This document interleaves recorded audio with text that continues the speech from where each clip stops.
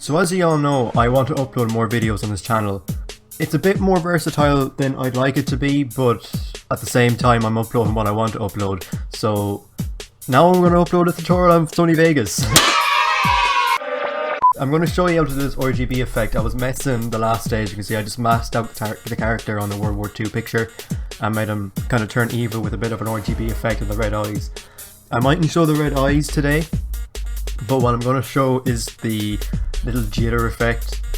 If I click off it and on it again, you're going to see the RGB there and the lines coming off it, and it kind of turning a bit 3D. So we're going to try that now with this image here. As you can see, there's not a lot of colour in it, but we're going to add more colour to it also to make it look a small bit better. Ignore the FIFA thing in the background, that was just me testing it. But yeah, so we're going to drag this down to here, and we're going to make it smaller than that actually. And to do this effect, we're going to actually have to go into the project properties, which is always up here on the left top of the video preview. Alternatively also, you can press Alt and Enter, and that also brings up the project properties. So what we're going to do is we're going to go to Stereoscopic 3D mode. We're going to switch that from off to red cyan. And as you're going to see here on the right, the colour is going to fade. So to fix that, before we split up this clip, we're going to go into Effects. Alternatively also, I'm going to show the alternative just because I can. I use it this way, but you can go into Video Effects right here, and this is all your Sony Vegas pre-installed plugins which you get with Sony Vegas. So from here, we're going to go to Stereoscopic 3D Adjust. This is going to be your effect to get the blue and red lines coming off it. To get the colour back, we're going to use Saturation Adjust. This is a custom one I made, which I will drag on and just show you now. If you go into Saturation Adjust, what you do is you bump up the amount to 100, bump up the lows to 1, not 100, and you bump up the highs to 1. Center doesn't really, I don't know why the spread is up so high, but usually they're stuck on 0.5 and 0.5 from what I know of. So we're going to put that back to that. And then, as you can see, there's not that much colour in it. Obviously there's not a lot of colour in the picture as it is, so that's probably as much colour as I want in it, but I want a bit more colour personally. So what I'm going to do is go into Color Corrector Secondary, and from here we can bump up the saturation even more right here. So what I'm going to do is bump this up to 2, and as you can see there's even more colour in it, which I think arguably looks better. So what we're going to do is we're going to have it go from normal to a bit of a twitch and then normal again. So if we go into the effects here, I'm going to show you from this side.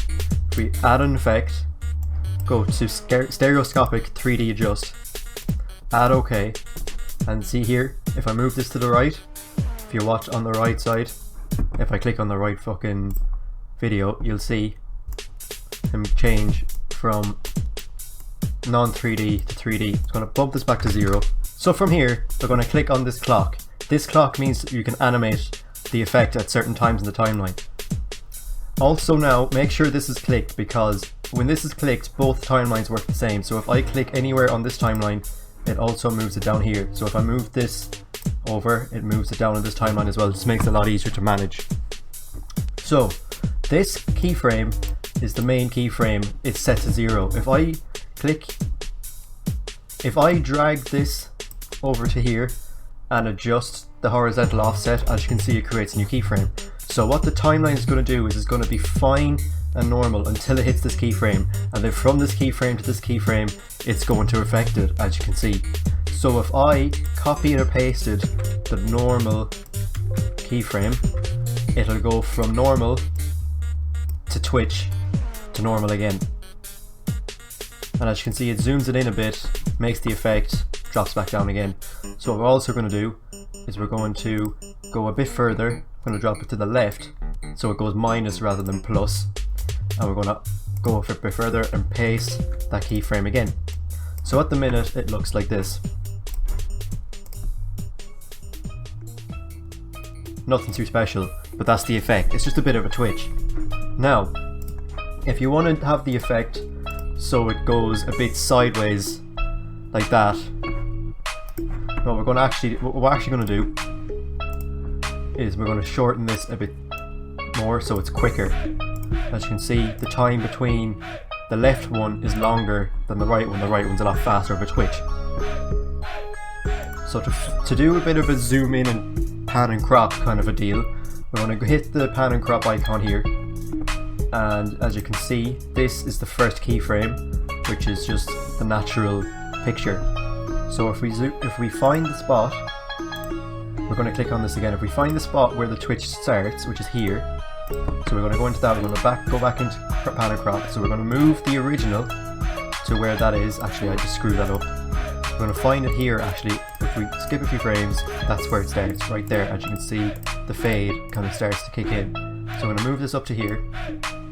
We're going to make it, find it where the twitch is at its peak, which is right there. And we're going to zoom this in, and we're going to put it onto his face, let's say.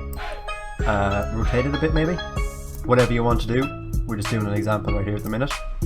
So that's what's going to happen there. We're going to again copy and paste the normal keyframe, or alternatively, and go to the end of where the twitch is. So let's say here, which actually is the end of the twitch, and you can right click on here and restore, and that brings it back, makes a keyframe to where the actual timeline is, and it restores it back to normal. Or you could just copy and paste this original keyframe.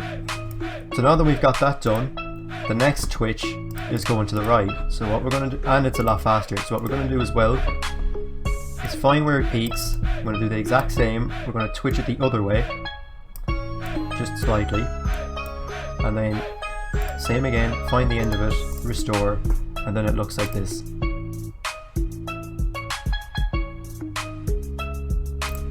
Just a bit of an effect that you can get going in montages or whatever. If you hit a shot, do a bit of a twitch effect, looks good.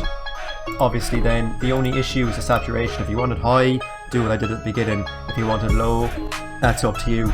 Some effects can look good with the saturation down low and just have the RGB for that few minutes, or that couple of seconds, or whatever you want to have it as. They can look really good. That's up to you, just personal preference. I like a bit of saturation in my videos. If you want more tutorials on any of my videos, if you see a bit of an edit in any of my videos that you want to learn how to do, just comment it down below and I'll make a tutorial on it. This is just my first one. It's going to be really bad. I understand it's going to be bad, but we're just going to get into the swing of things, and I'm just going to learn how to edit a bit more and actually learn how to make a tutorial on them. I want to make a tutorial on this really cool swirl transition I made a while ago in my teaser for World War II, and that might be coming up in a bit, but my PC actually can handle both rendering in OBS and Vegas, so we'll see what happens in the future. But yeah, this is my first tutorial. Hope you enjoy it. Bit of an RGB twitch effect. So yeah, thanks for watching.